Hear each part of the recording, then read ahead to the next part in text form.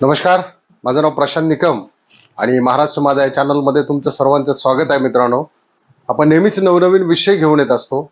जर चॅनलला सबस्क्राईब केलं नसेल तर सबस्क्राईब करा, लाईक करा आणि शेअरही करा. तर मित्रांनो, आज 14 एप्रिल म्हणजे भारतरत्न डॉक्टर बाबासाहेब आंबेडकर या महामानवाचा आज जयंती उत्सव म्हणावा लागेल खऱ्या अर्थाने. मित्रांनो, डॉक्टर बाबासाहेब आंबेडकर हे कुठल्या एका जातीचे प्रतीक नव्हते, तर ते संपूर्ण देशाचं संविधानच म्हणावं लागेल किंवा संपूर्ण देशाचं एक ज्ञानाचा महासागर म्हणावं लागेल. ज्यावेळी ते 1913ला कोलंबिया सिटीमध्ये गेले होते अमेरिकेमध्ये शिक्षणासाठी, त्यावेळेस त्यांनी येताना 32 डिग्र्या आणि 4 PhD आणि अजूनही कोलंबिया युनिव्हर्सिटीच्या त्या गेटवरती प्रवेशद्वारावरती नाव लिहिलेलं आहे की या शतकातील सर्वात ज्ञानी विद्यार्थी म्हणून श्री डॉक्टर बाबासाहेब आंबेडकर असं नाव त्या ठिकाणी अजूनही लिहिलेलं आहे. ही ख्याती आहे त्यांची. तर आपल्या भारताचे जे राष्ट्रपती आहेत मुर्मू, त्यांनी बाबासाहेबांबद्दल काय बोललेले हे तुम्ही पहा. डॉक्टर भीमराव अंबेडकर मेरे लिए भगवान के समान है।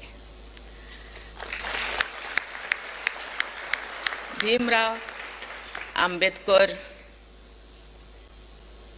कुछ ऐसे किए थे जिसके लिए मैं आपके सामने खड़ी हूँ. तर मित्रांनो, डॉक्टर बाबासाहेबांनी ज्यावेळी कोलंबिया विद्यापीठातून शिक्षण घेतलं आणि ते भारतात परतले, त्यावेळी सर्वात जास्त आनंद हा शाहू महाराजांना झाला. तर त्यावेळेस शाहू महाराज मुंबईला त्यांना त्यांच्या घरी भेटायला गेले. त्यावेळेस बाबासाहेबांनी सांगितलं, राजे तुम्ही सांगितलं असतं तर मी तिकडे आलो असतो. त्यांनी सांगितलं, आम्ही राजे आहोत, परंपरेचे राजे आहोत, पण तुम्ही ज्ञानाचे राजे आहे. म्हणजे खऱ्या अर्थानं शाहू महाराजांचं सुद्धा किती मोठं पण म्हणावं लागेल की बाबासाहेबांना त्यांनी ही पदवी दिली की ज्ञानाचा महासागर आणि ज्ञानाचा राजा आपल्या भारताला मिळालेला आहे. तर मित्रांनो, ज्यावेळी ड्राफ्टिंग कमिटी झाली होती, म्हणजे जे संविधान लिहिलं गेलं त्याच्यावरती 13 समित्या होत्या. त्या 13 समितीवरती सगळ्यात जी टॉपची समिती होती त्याचे चेअरमॅन जे होते ते डॉक्टर बाबासाहेब आंबेडकर होते. म्हणून त्यांना द फादर ऑफ कॉन्स्टिट्यूशन म्हणजे संविधानाचे विधाते किंवा संविधानाचे दाते सुद्धा म्हटलं जातं. आता त्यांनी लोकांना एक मंत्र दिला, शिका, संघटित हो आणि संघर्ष करा. पण लोकांनी काय केलं, याचं उलट केलं आणि जातीवाद निर्माण तयार केला की काय, हे राजकीय लोकांनी आपल्या पोळ्या भाजण्यासाठी की आंबेडकर दलितांचे, यांचे त्यांचे, शिवाजी महाराज यांचे, फुले यांचे, म्हणजे या सगळ्या गोष्टी या अलीकडच्या नेत्यांनी आपल्या पोळ्या भाजण्यासाठी सर्व जाती जातीमध्ये तेढ निर्माण केलं. परंतु ते तेढ डॉक्टर बाबासाहेबांनी च्या लहानपणी त्यांच्या आईने त्यांना जे सांगितलं होतं, त्यांच्या आईने सांगितलं, ज्यावेळेस बाबासाहेब लहानपणी शाळेत शिकायला जायचे त्यावेळेस त्यांना बाहेर बसवलं जायचं, म्हणजे त्यांना सुद्धा लोकांनी खूप त्रास दिलेला आहे. तर त्यावेळेस त्यांनी घरी येऊन त्यांच्या आईला विचारलं की हे मला बाहेर का बसवतात, असं कुठं काय लिहिलंय का. तर त्यावेळेस त्यांच्या आईने उत्तर दिलं की खालच्या जातीच्या लोकांना या ठिकाणी बाहेर बसवलं जातं. तर बाबासाहेबांनी विचारलं की असं कुठल्या पुस्तकात लिहिलंय का. त्यांनी सांगितलं की लिहिलंय एखाद्या पुस्तकामध्ये.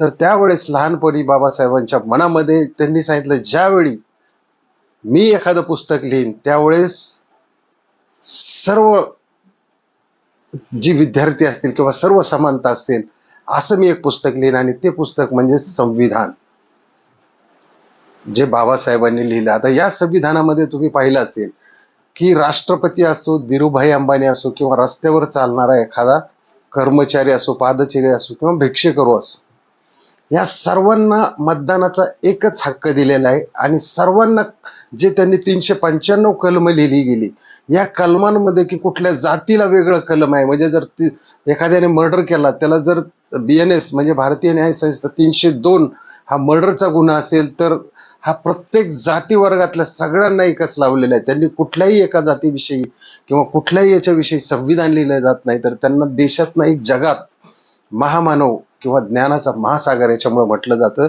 आणि खरोखर आपला भारत देश घडवण्यामध्ये मग गांधीजी असतील, पंडित नेहरू असतील, डॉक्टर बाबासाहेब आंबेडकर असतील, यांचा खूप मोठा म्हणजे सिंहाचा वाटा आहे. तर मित्रांनो, अशा महामानवाला आज या भीम जयंतीनिमित्त विनम्र अभिवादन, मानाचा मुजरा.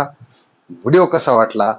आणि त्याच अगोदर एक तुम्हाला सांगायचं होतं की त्यांना जो शिका संघटित व्हा जो मंत्र दिला, हा उलटा कसा घेतला लोकांनी? संघर्ष करायला लागले, दल स्थापन करायला लागले, त्याच्यानंतर शिक्षण होऊ नाही हो, पण ह्या संघटना तयार करत गेले, संघर्ष करत गेले आणि संघटना तयार करत गेले.